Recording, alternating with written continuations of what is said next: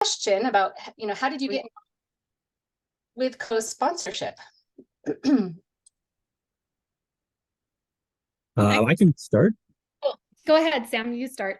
Okay. So my name is Sam Kearns. I live out in Aurora, kind of like off of Parker and Arapahoe out that way. I've lived in Colorado for a couple years now. And so I got exposed to co-sponsorship kind of like most of you. I saw kind of a presentation that was done at my church building. They had some of the people who were involved with the program, as well as some refugees speak. Um, Whenever we move quite a bit for work or have, and I felt like finding ways to volunteer within the community has helped us kind of connect as we've moved around. And I thought that this was I oftentimes think that, more than money, our time is kind of our most valuable asset. And so, when you talk about volunteering, you want to do something that's going to have a lot of impact. And I felt like this was a good opportunity for me to connect with my community and that my time would be spent on something that would have a big impact on someone else's life. So I thought it would be a good time for me to give it a try.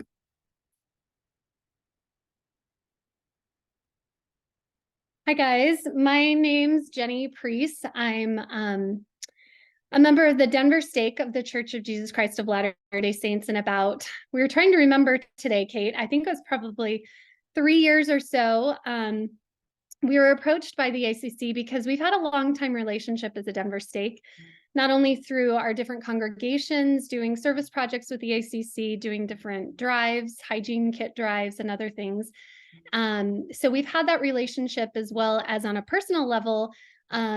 We're remembering this today too. My son actually did his Eagle Scout project with the ACC probably 6 or 7 years ago, I believe, where he collected bikes for refugees, and we were able to gather the bikes and go and deliver to probably about 30 different refugee families around the city through the ACC. So we've had this long time relationship. And then when Kate and the ACC approached our stake and said, hey, we're trying this new thing called co-sponsorship, it just seemed like a perfect fit. Post-COVID, with the immigration crisis and so many people coming from Afghanistan, people really wanted to serve. We wanted to lift the community. And we just felt similar to what Sam was saying, that to do something that's meaningful and impactful. And even though the core team is really the ones interacting with the refugees on a personal basis, it really did impact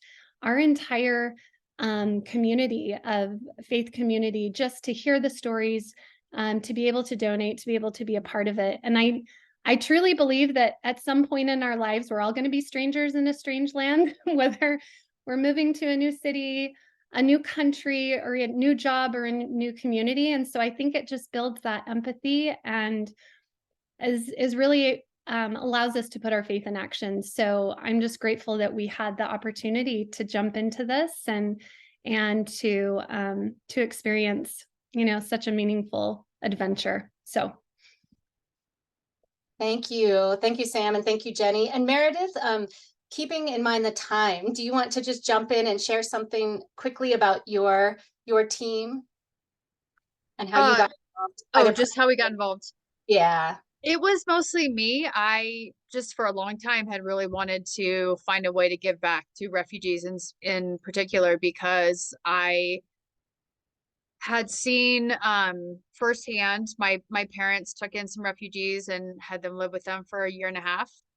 And I also had a nephew who was working a lot with refugees. And I just kept thinking, what a scary thing that would be to be in that position. And I couldn't imagine what that would be like, to have to flee my country, start over in a totally different place where I knew no one, didn't know the language, and just wanted to figure out how I could help. And kind of like Sam, in a way, not necessarily just money, but actually be able to help on a more personal level. Great. Thank you guys so much for sharing. Well, hopefully, again, you all can see oh, wait. No, why is it not letting me? Can you all see the screen okay? Okay. um, well, welcome so much to tonight's presentation on co-sponsorship. If you are somebody who is not a part of the Church of Jesus Christ of Latter-day Saints community, you might be a little confused about what's happening. Well, ACC, one of our major partners in the work of co-sponsorship is the LDS Church. And they have sponsored 3 teams, or I should say formed 3 teams so far, and are interested in potentially forming more teams. And so they're hosting this info session tonight, both for their community interfaith partners and anyone from the general public who is interested in the idea of co-sponsorship and wants to learn more about what that could look like and if it might be a good fit for their work and their interests. So I'd like to introduce myself. I'm Kate Weatherby. I'm the volunteer manager at ACC. And Emma Hartman is actually our co-sponsorship coordinator, and she's the one who leads this program, but she is sitting at the airport right now, about to get on a plane to California. So she's joining us silently and listening in while we have this presentation. But if anybody does move forward with this process, she'll be your main point of contact at ACC. And then our panelists already introduced themselves, but we have Jenny with the Denver Stake. They started their co-sponsorship journey back in March of 2022 with a family of 6 from Sudan. Sam is with the Arapaho Stake, and his team was matched November of last year, so almost a year now, with a family of 8 from Afghanistan. And then Meredith's team from Littleton was just matched a couple months ago with a family of 4 from Venezuela. So what's also really neat about having these 3 folks with us is that they've each been parts of very different types of families, very different experiences, and also with us at different stages of our co-sponsorship program. But I think you'll see a lot of similarities probably in some of the insights that they share about their experiences. So I'd like to start out by just explaining for those of you who aren't familiar with ACC, who we are. We are a refugee resettlement agency. So before a refugee even arrives in the United States, they are assigned to a refugee resettlement agency in their destination city. ACC is actually one of 4 resettlement agencies here in Denver. You may have heard of the other 3. There's the International Rescue Committee, Lutheran Family Services, and Jewish Family Services. Each have a resettlement office here in Denver. Our office was established in 2001. And we had just 3 staff resettling about 60 refugees. Currently, we have over 50 staff, and we help approximately 1,500 refugees a year. And that's not just new arrivals. That's also people who have been here for a little while. People can have their case open with us for up to 5 years. Over half of our staff are immigrants or refugees themselves. So our mission is to help refugees and immigrants rebuild safe, sustainable lives here. We want them to find home in Denver. And then our vision is to do that by really being a center of multicultural exchange, where community members feel a sense of belonging and like they are active members of the society, and that their identity is valued and honored here and supported. So we welcome refugees who have fled persecution and have been granted 3rd country resettlement through the United Nations High Commissioner for Refugees and the US State Department. The people who come here as refugees have gone through an incredibly thorough screening process, security screening process, as well as a medical screening process to ensure that their presence in the United States presents no risk to our population. They come from all regions of the world. And I want to explain that quickly because a lot of people think, wait, African Community Center, Ethiopian Development, Ethiopian Community Development Council, but you work with people from Burma and, from Afghanistan. The reason for our name is that we were founded, our parent organization, ECDC, which is in DC, and we should just start singing like AC/DC songs, but ECDC was founded by an Ethiopian immigrant, originally to support other Ethiopians, but once they contracted with the State Department as a resettlement agency, then we work with any population that comes through the Overseas U.S. Refugee Admissions Program. And who are these folks who are coming here? So the 1951 Refugee Convention is the law that determined, who qualifies for this refugee status, and they do go through a status determination process to identify who qualifies for services and who doesn't. These are people who have fled their home country and they're unable or unwilling to return because they have a well-founded fear of being persecuted, and their life, their life and livelihood is being threatened because of their identity. And the factors that they're being persecuted for can be their race, their religion, their nationality, their membership of a particular social group. So an example of that would be somebody who identifies as LGBTQ in a place where that's persecuted, and political opinion, or I should say, or political opinion. So it's these folks who are coming to the US through this program, and who are being served by our agency and being matched with co-sponsor teams. Just to give you an idea of what's been happening this past year, these are the countries of origin of our refugee community members.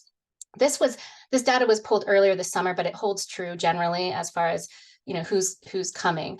We have a lot of Burmese refugees, Congolese refugees, Afghans. We've had actually more Syrians coming. I feel like that percent might be a little bit larger. Some Hondurans and Guatemalans, El Salvadorians, and then other African nations as well. So if our co-sponsor teams come to us with a really strong preference for working with a refugee from a particular area, because let's say that their team has some language capacity. Like, for example, we had a business team that formed from their diversity, equity, and inclusion team at their office. And it was because one of the members of that team was Afghan, spoke Dari, and wanted to respond to the crisis in Afghanistan. So in that kind of case, we're absolutely going to, honor that, because it would be great for the team and the family, and match them with an Afghan family. For many teams, they don't necessarily have a preference, and we're just matching with them with a family who's coming, who has the need, who's arriving at the same time that the team's ready to take on a match. And we will, I'm sorry, I should have mentioned, we're going to do a Q&A at the end. So please do write down your questions and save those for the end of the presentation. And we are going to have opportunities for our panelists to chime in throughout this presentation. And so that'll be soon. I'll stop talking at you very soon. So what is co-sponsorship? At its heart, it is an opportunity for communities to play a key role in supporting refugees and other forcibly displaced individuals as they settle into their new homes. Sorry, my notes here.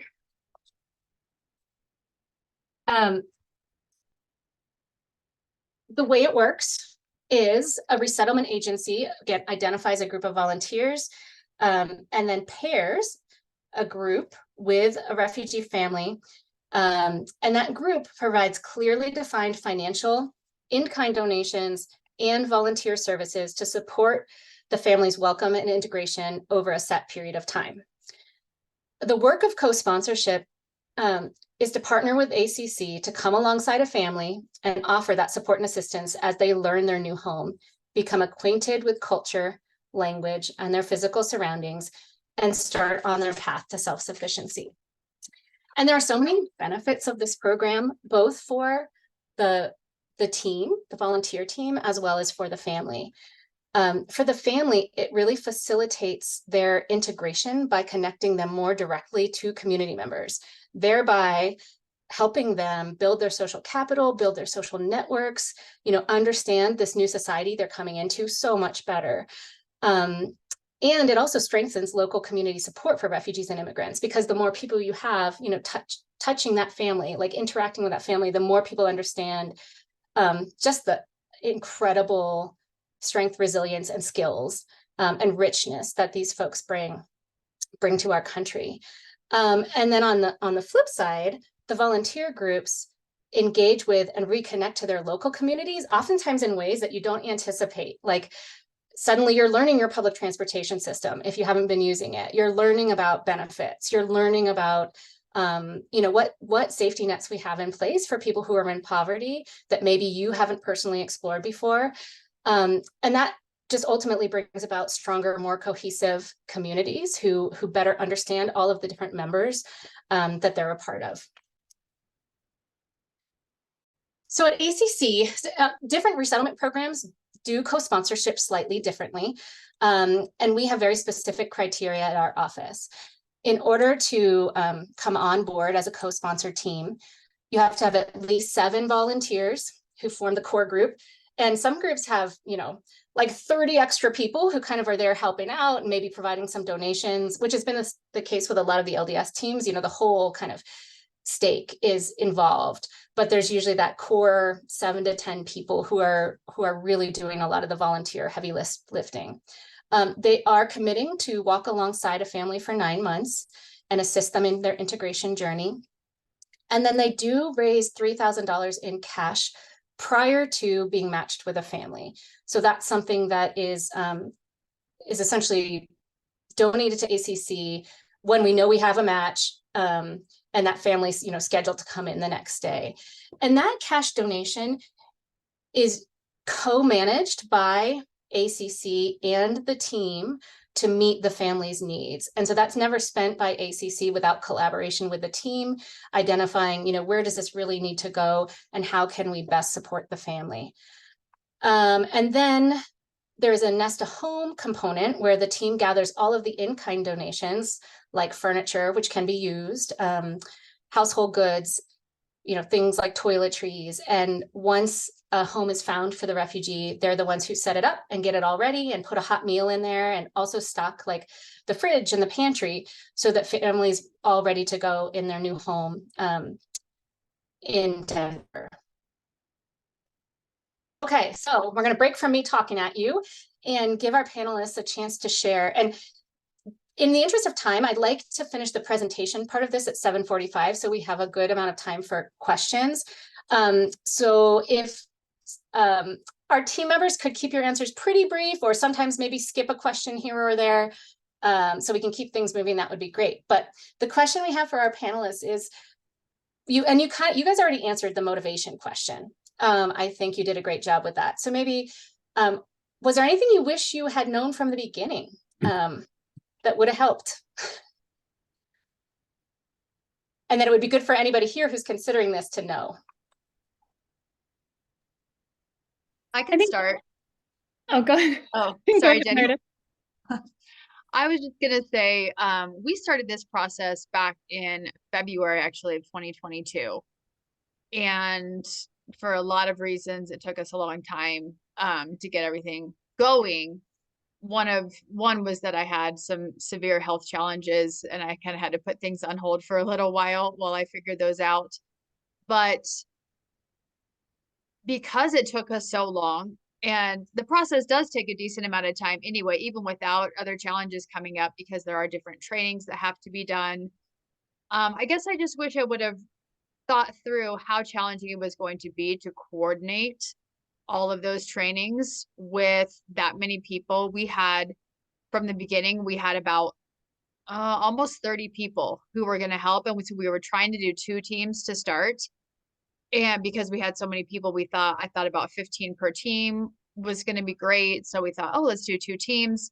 But then the other thing I wish I would have thought through is that over the course of that time, while we were doing those trainings, there were a lot of people who had to drop out for different unforeseen reasons. People who were moving, people who all of a sudden had a parent that they had to take care of. There were multiple reasons, having a baby, like a lot of things happened. And so our group shrunk to where eventually we just decided we could only do 1 team because we have about 15 people now. And so I just hadn't really thought through what that process was going to be like, how long it was going to take, and the fact that there were going to be people who really did want to help, who just in the end were not able to help by the time we got to the position where we were ready to be assigned a team. And I'm going to jump in. Thank you, Mary. I'm really glad you brought that up, because one of the slides we have later in this presentation is that because of feedback like Meredith's, which both Sam had and Jenny's team had, we have actually really revamped our whole training process. And so now, instead of having So we used to have 2 virtual trainings that we asked, members to sign up for, and then we would have a 3rd in-person training. And the problem was that if you had half your team show up for one virtual training, then you'd have to get them to go to another one. Anyway, it took forever. So what we have now is the whole initial training process. It's all self-led, with online modules that people can do on their own pace. And so what's fantastic is our most recent teams, it's like they just tell their members, okay, do this self-led training module in the next 2 weeks. And then we're going to meet and talk about it. Okay, and do this next self-led training module in the next week. Then we're going to meet and talk about it. And then we schedule our 3rd training. And so we can have our training process now done in a month and have it be mostly self-led so that all that coordination of people isn't happening. So that's a huge improvement and benefit upon what Meredith, Sam, and Jenny's teams all experienced. And we did implement that. Actually, I think we started to do it last summer, but now we have it down. So I want to reassure anyone who's worried about that. That's actually no longer an issue. Yay. That's great. Yeah. That will be really helpful. Yeah. Sam or Jenny, do you want to share anything? Yeah, I covered kind of why my motivation a little bit before. So I think one thing I would tell myself if I did it again was, I would say is along the same lines of what Meredith had said, is we had a large group of volunteers and it took a long time to get everybody onboarded. But what I learned later on was probably 80% of the work was done by a very small number of volunteers that were highly engaged. And I would say learn who those, 8 are quickly, and then just move forward. And if people are engaged, they'll hop on board. If they're not, then they'll, drop off. But I didn't need to spend as much time as I did trying to herd, 30 cats. I could have herded probably 10 or 12 and got the same amount of work done. Absolutely. We've heard that across the board. The people who are enthusiastic are the ones who stick to it. And the people who you're more trying to like drag and they kind of want to do it, they kind of don't. Oftentimes those people don't end up sticking. And so it may not be worth the effort to try to recruit a large number of folks.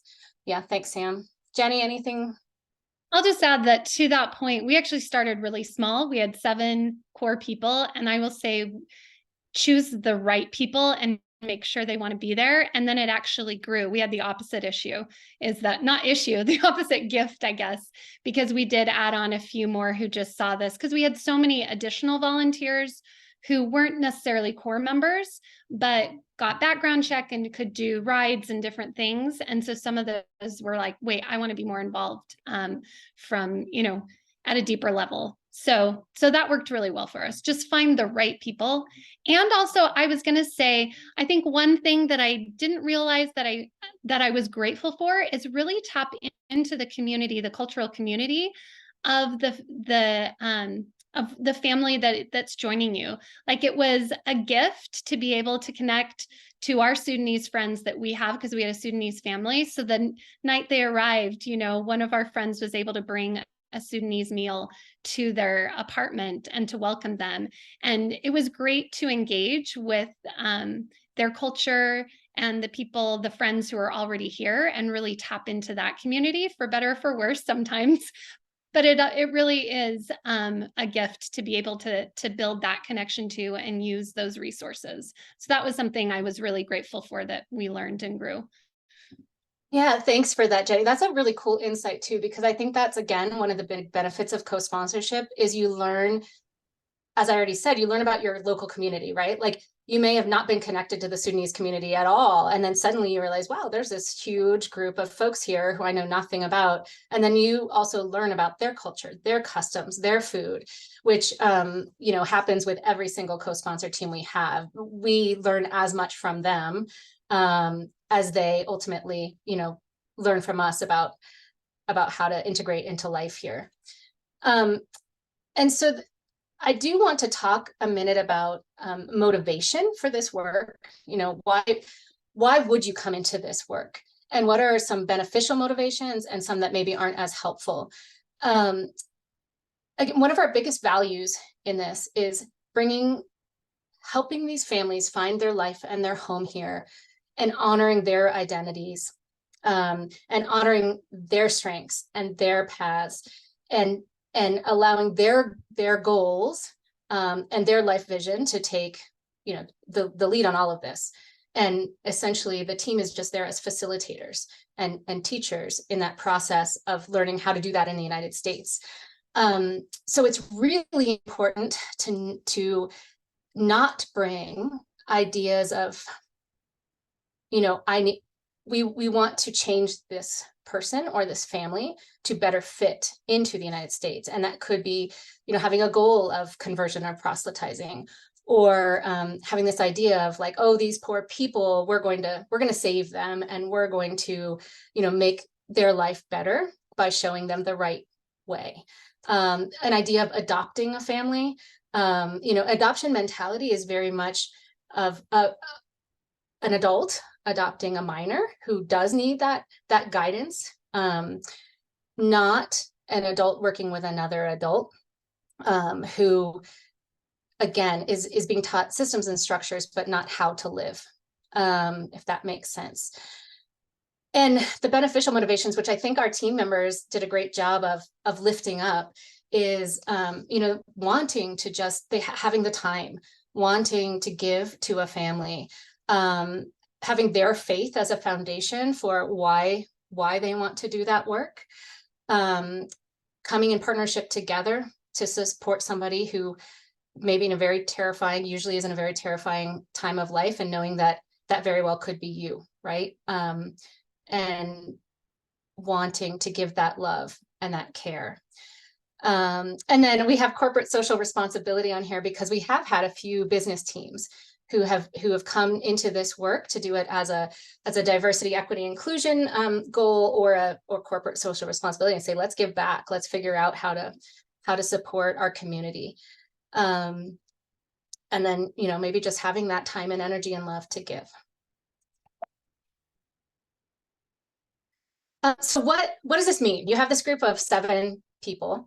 What are we asking you to do over the 9 months?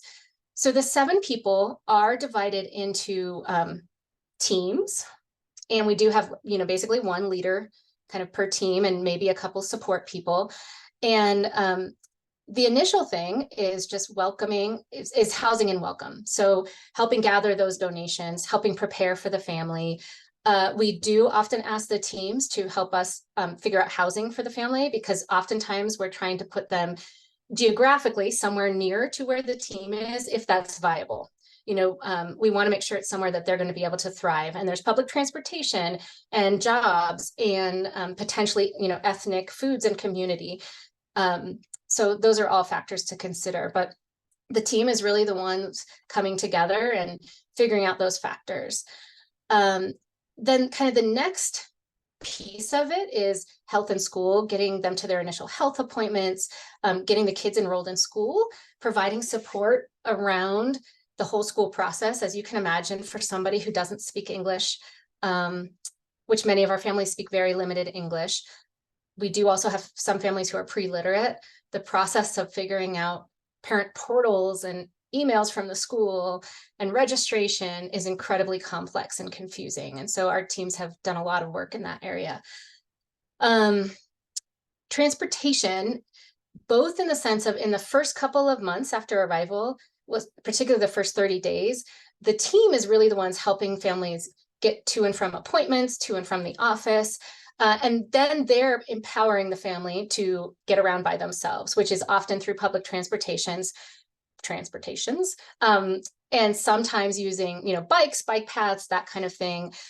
We have had some families who have very quickly saved money and bought cars. And so teams have also helped with that, like, you know, acquiring a driver's license and car process. And then right in there too is, you know, helping people acquire employment, understand job readiness. What do they need to do to communicate with their employers, to maintain good employment, and then budgeting. How are they going to pay their bills with the income they have? And Sam, by the way, is a pro at that and developed a very specialized budget that has been working really well for the family that he's working with. And I'm going to just say that too. We try to be very conscious with our language. And it's easy to slip into saying things like, you know, our family, or I could have said Sam's family. But that perpetuates that idea of that kind of adoption mentality. So we try really hard to stay away from that and say things like the family Sam is working with, or the family Sam's team is working with, to keep that ownership and adoption piece, off the table. In each of these areas, we also, with the feedback of these teams and Sam's team in particular, we found that we needed to be more clear about differentiating tasks in each of these areas between what ACC does and what the team does. And so in our latest training that we developed, for every single area, we came up with a slide that kind of looks like this, and this would be more specific to a particular area like housing and welcome or jobs and finance. But we say really specifically, here's the service that's required of ACC by the federal government, like let's say the AR 11 change of service of address form. And this, the co-sponsor team does not do that. ACC will do that and get it in the case file. Community orientation in terms of showing the family around the local community, connecting them to local resources. We really rely on the co-sponsor team to do that work. And ACC is, pretty minimally involved in that. So I'm not going to go through this whole slide, but I wanted to show it to you as an example of, again, how we've kind of changed things up a little to make sure that our teams are really clear about what they're doing and what they're not doing. And they know that from the beginning. And then we're engaging with them throughout the process. So in terms of communication, this little diagram down at the bottom is showing our model, which is where the team, and particularly the team lead, actually, let me back up. So the team, we usually ask them to be meeting once a week, especially for the first 90 days of resettlement is the intensive time period. After 90 days, the lift gets easier and easier. The time is less and less. The family becomes more and more self-sufficient, which is the goal of this program. In those first 90 days, though, having a team meeting every week is pretty crucial to make sure that everyone's on the same page, that they know how to best support the family. And then we also have a meeting with the team lead. So the team lead comes from that team meeting with the questions they have, the to-dos, and then they meet with Emma to say, okay, here's where we need help and guidance. Here's what the family is looking for. And then meanwhile, the co-sponsorship coordinator, who is Emma, is also the family's case manager. So we also encourage the family to be reaching out to Emma with their concerns. And ultimately, the goal is that the co-sponsor team becomes less and less in the picture, and the communication becomes more and more between the ACC, the co-sponsorship coordinator, and the family, because that, again, the family has become empowered to take on most of their issues and their struggles with the guidance of the team, who, again, has done most of the heavy lifting at the beginning. So another question for our panel is, and again, you can do either or, I don't think we probably have time for both, but what tasks proved the most challenging? How did you overcome those hurdles? Or share a fun story about an experience with the family you were partnered with. And maybe we'll start with Meredith this time. Okay, so really quickly, most challenging, I think, was finding housing. We didn't realize how long it was going to take. Thankfully, we had a family on our team who was able to take them in for about 3 weeks before we could get them their own housing. So that was huge. So keep that in mind when you're looking. Think ahead about that. Is there somebody on your team who could take them in? Because if they had to do a hotel, that would have eaten up a lot of the money that we had raised for them. So thankfully we had somebody who was willing and able to do that. A fun story real quick. I wanted to show you guys this picture. Let me see if I can make that work.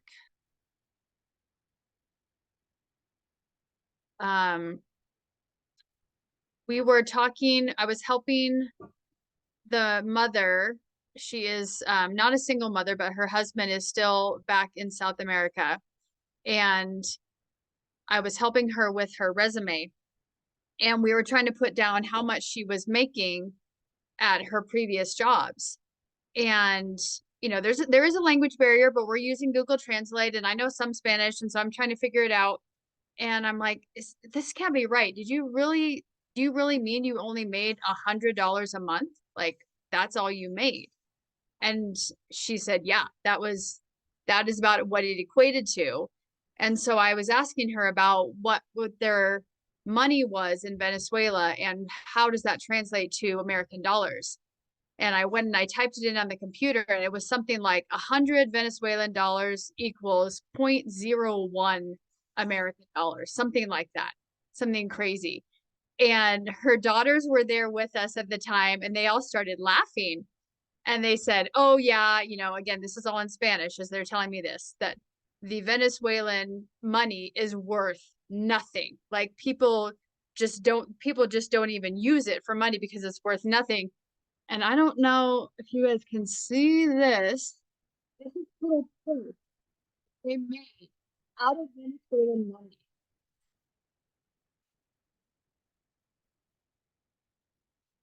Meredith, suddenly we can't hear you. Can you hear me now? Yeah. Okay, I guess I was covering my speaker. I'm just trying to show you guys this, but it might not. Yeah, you might just need to tell us what it is because we can't really see it. Finish at all. It looks like this purse. We can't hear you again.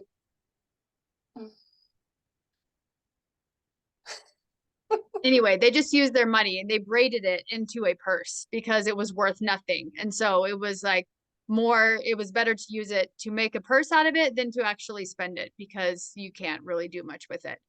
So Yeah, I thought that was is crazy. kind of crazy. And yeah, if the crisis in Venezuela is largely because of that total devaluing of currency, and there are over 1 million Venezuelans who have fled to neighboring. In fact, I think there's a million Venezuelans in Colombia alone who have fled from Venezuela because of persecution and just economic crisis. Yeah. Thanks, Meredith. So Sam sad. or Jenny, do you want to share anything? I'm hoping my light works. It looks like I'm calling in from a cave, but my lighting is poor. But I would echo Meredith's comment on the first housing situation, because you don't even know up until right before they come how big the family is. And so it's really hard to make arrangements before they get there. And then you find out, and then they're there. And our family was 8. So finding that first place without sapping their funds was really hard. We lucked out. Again, we had a couple of families stepped up to allow them to stay with them. And we were very lucky that the family that we were assigned was very, very sweet. And they stayed with us for a little while. They stayed with another family, and it ended up being a really great experience. So that is challenging, but yeah, if you can find a place ahead of time that's flexible, somebody who has a basement or somebody, has in-law quarters or something like that, that would be a great thing to have. I would say fun. I'll share 2 quick ones. One is we took them to, I think it's Lava Island. I don't know if you've ever been there. And they had this, they're all very small. So their daughter, who is like 6, was dancing to music at Lava Island. And I have videos of it. It's the cutest thing you've ever seen in your entire life. And then I would say we had we did invite them over for Christmas Eve. We kind of broached the topic in such a way we didn't want to impose the religious aspect of it on them, but they still wanted to celebrate a holiday, so we invited them over. And we pitched in and got the father some hand tools, and we gave it to him. And I shared with him that when I first got married and I got my first apartment, that my father gave me some hand tools as kind of not only a helpful thing, but also as a symbol of like your independence, right?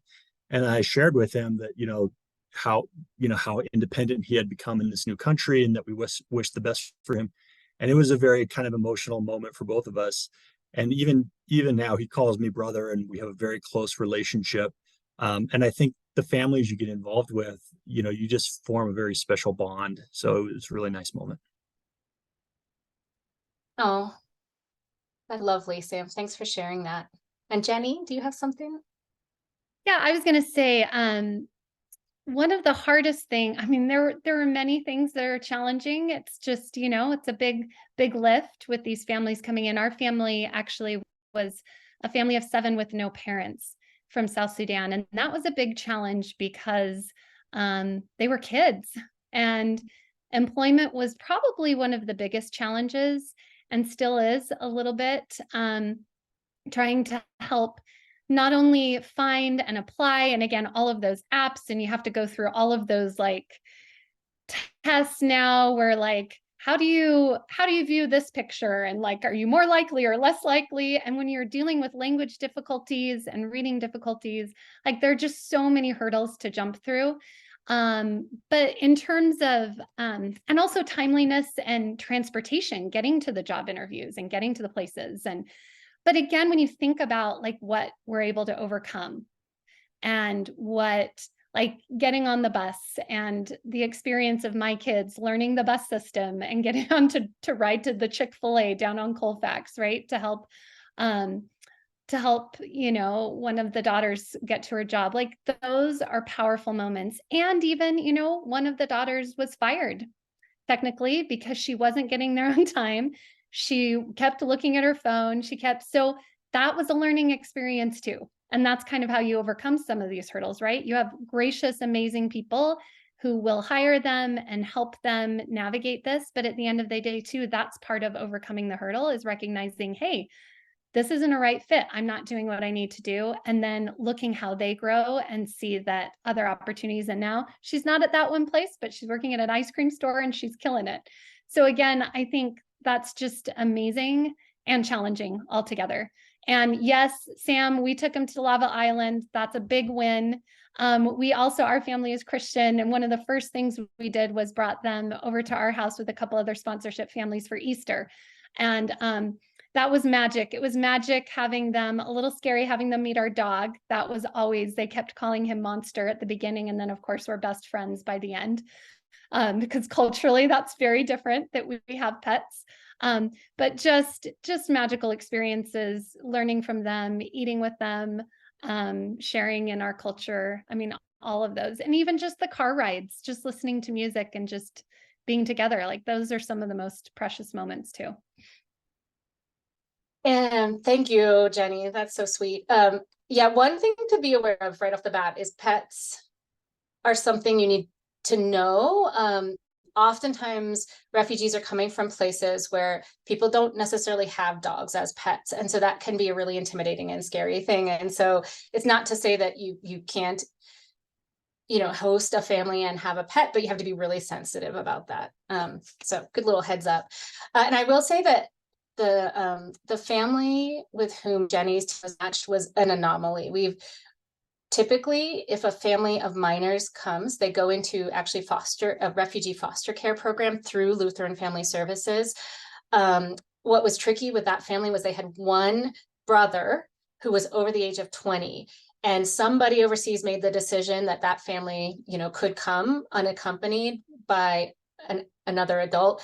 And we learned very quickly that that was just a really tricky situation. So you will not have that happen.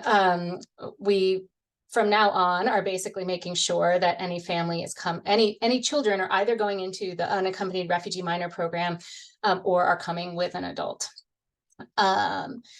Okay, so let's see, where are we here? Oh, so we've actually already talked about a few of these things, which I wanted to, I love about our program is I think we're really flexible and adaptable and trying to truly take the feedback from our teams to improve things. So I've already mentioned that we improved our training, that we've also streamlined the task assignment and letting teams know upfront what they'll be doing and what they won't. And the other thing that that we did about a year ago, it was also almost exactly a year ago, was prior to that, families came with different case, you know, we have about 6 case managers at ACC, and families might be with any one of those case managers. And then we had a volunteer person who would manage the team and then work with all these different case managers. And we learned pretty quickly that it was really hard to have streamlined communication that way. And so we developed basically a new position description that said, okay, our case manager, we're going to have a specific case manager for this program who only works with co-sponsored families and only works with co-sponsored teams, so that there's no lack of understanding of who co-sponsors are, what they do and don't do, and there's no gap in how to how to communicate with them. So that was another really big, exciting innovation. And Emma, who is currently our co-sponsorship coordinator, was the person who took that role originally and has just done like, you know, a slam dunk job at nailing that role and really improving that process. So the family that Jenny was partnered with experienced the opposite, where not only did they have a case manager who wasn't very communicative, but then I think there were 3 different case managers who were working with the family over like the first year of their time in the US because they were changing roles or they left ACC, you know, and it was just pretty messy and challenging. So that was a exciting innovation. And you can see to the right here that we currently have 3 active teams. And we have 1 in progress, which I think we have at least 1 member of that team who's hopefully going to be matched in the next month. Phil is on here. And as I said, we've definitely worked with non-religious teams as well as religious. So some have been organizations, some faith groups, which we mention on here. We've had 3 teams from the Church of Jesus Christ of Latter-day Saints, 3 from South Fellowship, and we just launched a 4th team with Calvary Bible Church actually this past week. So it's also really neat because there's people coming from all these different sectors of society to engage in welcoming.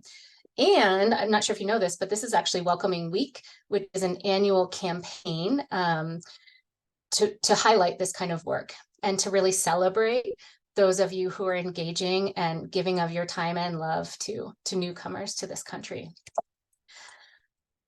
Oops. Okay, so our last question, we're going to make this one really quick, and then we'll move on to a Q&A.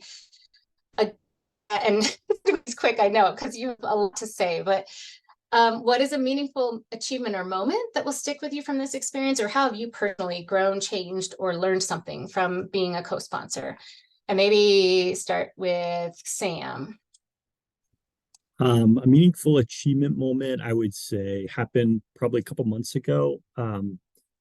The family that we work with doesn't speak any English at all, and cannot read and write even their own language, but they speak it. So things like paying bills has always been a challenge.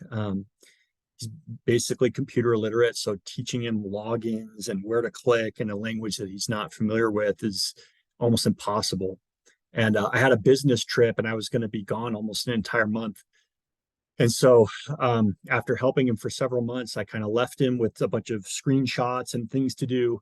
And I felt very worried that he wasn't going to be able to figure it out. But I came back from my business trip and we went through all of his bills and he had managed to pay them all. So and in that moment, him and his family were in the apartment. He was employed and getting paid. His income was greater than his expenses, and he had paid his own bills. The kids were in school, and it was just a moment where I was like, okay, like if we get hit by a milk truck tomorrow, this family is going to keep on going. And so that was a big achievement moment to kind of see them into that moment of independence. How have I grown or changed? I mean, I think that in so many cases, when you get exposed to people who are in different situations than yourself, you gain another perspective. And I think in some ways they were in a moment of need, but in other ways, you know, we saw a lot of things about them that helped us as well. You know, they are just, the family we work with are just always positive. And, you know, in so many ways they were in need, but in so many ways it made me kind of reflect on what's really important in life. And so that impacted me. Thanks, Sam. Meredith, how about you? Okay, I think the most meaningful moment so far that we've seen was the day that we moved them into their new apartment. It was a long time coming, and we had, you know, in addition to some members of our team, there were just other people, friends of people on the team who had trucks or who wanted to come help. And so we ended up having probably close to 30 or so people. Actually, maybe there were some kids there. So it might have been like 40 people who were in and out, bringing boxes in, bringing all the stuff in, helping. And made quick work of it. We're able to get them moved in pretty quick. And I look over and Carmen is just sobbing. Like she was just so overcome with emotion. And one of our volunteers there who did speak Spanish went over to talk to her, and she just was saying how she was so grateful. She could not believe how many people were helping her. And it was just really overwhelming for her, but in a good way. And I think that was something that will always stick with me, just thinking of how we were able to help her, and something that didn't seem like a big deal to probably any of those people who were there that day, but to her it was everything, because she's in this country without her husband right now and just wants to be able to provide and help her 3 daughters, and just realize how many people were in her corner ready to help her. Thank you, Meredith. We have a one of the other aspects of our program I haven't talked about at all is we do have a monitoring, evaluation, and learning process in place where we survey both the family and the teams at the 2-month and 9-month marks to ensure that things are going well, that there's and just to see kind of what's happening. And what we hear over and over and over again from every family that we've partnered with a co-sponsor is just gratitude. So much gratitude and recognition of what a huge help these folks have been in getting them settled here, and this feeling of like, they are now my family, my neighbors, and it's really beautiful. Jenny, how about you? So I was just trying to think what to share, because there's so many things, but I think one of the most meaningful moments was really when we got that first call. We were planning on taking an Afghanistan family. We had gone through the training, and I remember thinking, oh, we're going to have a family from Afghanistan. And then I remember we got that call that it was a family of 7 from Sudan. And I remember just feeling so overwhelmed and like, oh my goodness, can we really do this? And just this overwhelming piece that, no, this is the right thing and we can do this and we're with the right partnership. And then fast forward, I remember at Christmas, we had some youth in our group or in our church make little stockings because we wanted to introduce, they're Christian, they celebrated Christmas, but we wanted to introduce them to our traditions here. So we made them stockings with their names on it. And all of the volunteers from our co-sponsorship and families went and caroled at their house and squeezed into their little apartment and sang and just hugged. And it was one of the most magical moments. And just to be there and to share with them and to just let them know how much they've impacted our lives and how much they mean to us, and just how grateful we are. And we knew that we were supposed to be on this journey, and it was a hard journey. But just so grateful for that experience. And I think that's how we've all grown. We've grown so close as a co-sponsorship team. These are some of my soulmates who I didn't really know before we started this process. And to just realize that when you do hard things and you really, serve others in such a deep and meaningful and beautiful way, like it just not only brings you closer to the family that you're working with, but to each other. And we will forever be lifelong friends. And I know we're going to tackle this adventure another time too in the future, but just something I'm super grateful for. Thank you. That's wonderful. Okay, I want to have time for questions. So, let me just talk about if you are interested in, trying to bring together a team and embark on this journey. The next steps are reaching out to your community, figuring out who might join in with you. Then you would reach out to us, and we're going to work on that training plan together. Essentially, when are we going to have you do all those self-led modules, and then schedule that 3rd training with us. In the meantime, once we have that plan in place and you've kind of figured out your timeline, then you would start also gathering your donations, both the cash donations and the in-kind donations. And we're very flexible along that timeline. And like Meredith said, we've had teams that were almost ready to go. And then it was like, nope, we can't do it right now. And then we're going to try again this summer. We'll try again next year based on what's going on. So nothing is ever set in stone. That's something to know about resettlement too. Nothing is ever set in stone or clear and straightforward. There is always messiness. There's always confusion because we are working with, I mean, the federal government, this government, the county governments, flights, people who don't speak English, people who are coming from different cultures. You need to be really adaptable and flexible and have, you know, a loving, flexible spirit to get into this and know that there's going to be changes and setbacks and adjustments. But again, I think it's been so cool to see the teams that have engaged in this deal with all of that and do so graciously and beautifully. And you can always, I'm sure, reach out to our other leads who have been through this to talk about how they went about, you know, different aspects of this process, and we can make those connections when you reach out. So, oops, I'm going to jump into the Q&A, and then our last slide will just be my email address and Emma's email address so that you can reach out and start asking the questions that you have, the more detailed questions. So who has questions tonight? Feel free to just and shout out or raise your hand. We'll see how it goes.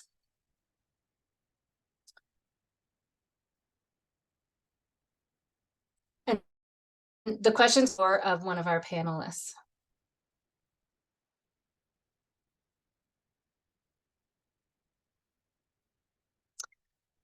Okay, while we're waiting for people to think if they have any questions, the picture that's on this slide is of a team that was a unique team. So I want to bring that up just quickly. They were a neighborhood group of grandmas. And they basically had been doing like bridge groups and fun groups. And then they were like, hey, what if we got together and did something like this? And so they called themselves the Grands, like the grandparents. And they were matched with a family from Guatemala, and it was also just an incredible experience. But Carol, I see your hand up. Carol works in the refugee network, or used to, and I asked her to come tonight in case her Rotary Club wants to engage. What's your question, Carol? Yeah, thanks, Kate. It's great to see you, and thank you everyone for putting together a really great presentation and really an insightful one because of your experience doing this work. I'm sure this is a kind of loaded question, but can anyone give some broad estimates of like how much time does this really take? Sort of the spirit of it. I'm sure it depends on how much time you have and how much the family might want you to be involved, etc. But just kind of generically or anecdotally, maybe that's even a better plan. However you can answer to give me a sense of how to get folks' expectations matched with reality. Carol, I'm going to answer just really quickly and then have them do the actual answer. What we say is it's probably about 10 to 15 hours to 20 hours the first couple of weeks. And then it kind of goes down from there, and not per person, but like for the team as a whole. But I want you guys to be able to answer that. I actually have the numbers in front of me because the ACC is so good about having you document all of the volunteer hours, the driving hours. So I'm looking at this statistic. We also went longer than your average co-sponsorship because of the situation, but I see 600 volunteer hours, which is crazy to think about it. But again, that includes like transportation, and that's not just with our core group. But at the very beginning, it's pretty intense and depending on the needs, but it's very doable when you can share and when you can spread it out as well among your team. But the first 3 months are definitely, I would say those hours of 10 to 15 hours is definitely realistic. And then the driving time, already, I think I see like 100 hours of driving time, but again, that's in like a year or so, but it's definitely doable. And I will say too that Jenny's team had all these extra people. I mean, I think you actually ended up with about 30 volunteers who ended up helping the family. So again, there was a core team, but there were a lot of other people. Like they had a local basketball thing going on. So there was a lot of additional hours that weren't kind of the required core services that we do ask of our teams. Sam or Meredith, do you want to chime in? I would say it's probably what you make it, right? I would say that there's lots of resources. There were times when it felt busy, like move-in day, right? Like there was a lot of people that put in a lot of hours on move-in day, right? Uh, but I would say I was never really, I mean, probably not more than I would any other. In our religion, we have like lots of volunteer opportunities if there are people who are not part of our faith on the call. It didn't feel like anything more than that. So, and there was ebbs and flows, but it never felt like more than an extra calling, which is maybe food for thought. Like if you're talking with your bishop or whatever about your responsibilities, being honest about to do one of these could be a good conversation with your bishop to make sure you can be available. But I also never felt like it was too much, and I have callings and responsibilities within my ward, and so it was definitely doable. And the funny thing is if I went a week without seeing them, I felt like I missed them a little bit, and I would go do it just to go check in on them. And we have volunteers that still drive them to school because I can't get them to stop, right? They're retired.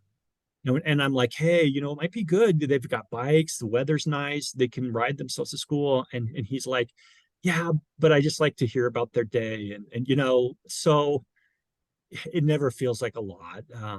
It's very doable. And I will Yeah, I say, would. Oh, go ahead.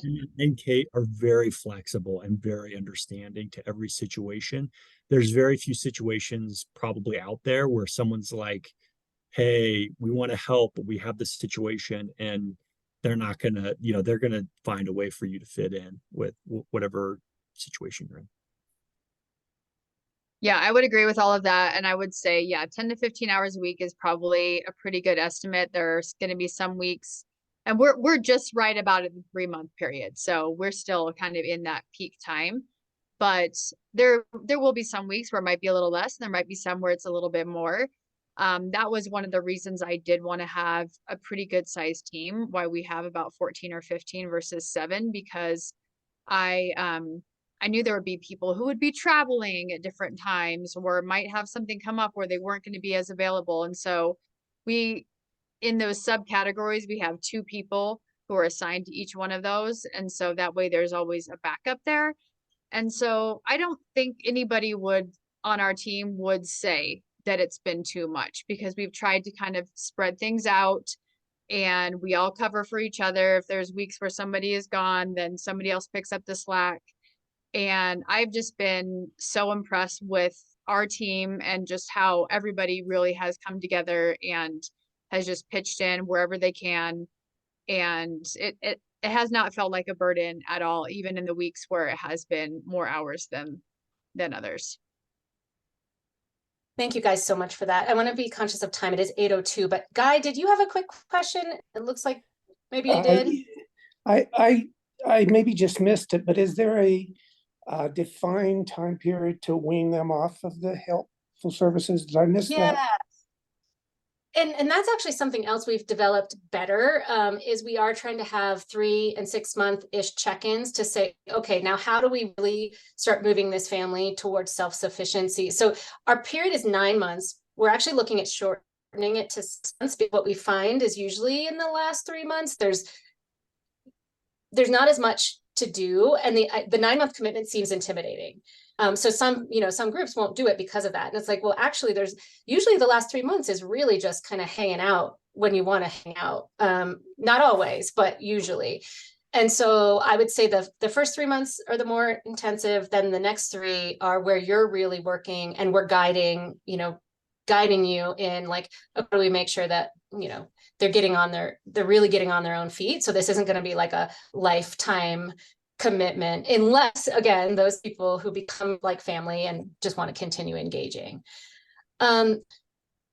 So thank you all so much for being here tonight, for sharing your stories. Katie, thank you. Katie Moon of Just Serve and the Church of Jesus Christ of Latter-day Saints. You know, your community has been so incredibly giving and generous and loving, and on so many different projects, not just co-sponsorship. And we're just incredibly grateful to partner with all of you. And again, really happy for those of you who are from other faith communities, other non-religious communities who could join us tonight. If you would like to follow up, please feel free to send me an email to the email on the screen, and we can talk about what this might look like for you. So I hope you all have a wonderful night. Katie, I don't know if you want to say anything to close out or. No, just thank you, Kate. Thank you for being on, and thanks to the panelists especially. I loved hearing some of the responses when I reached out to ask about it from them, and I think it was a resounding. It was hard for sure, but we would do it again. And so to me that spoke volumes. So thank you guys so much for setting the example and leading out on this. Yeah, thank you all. Good night. Thank you. Thank Thank you. you. Good night.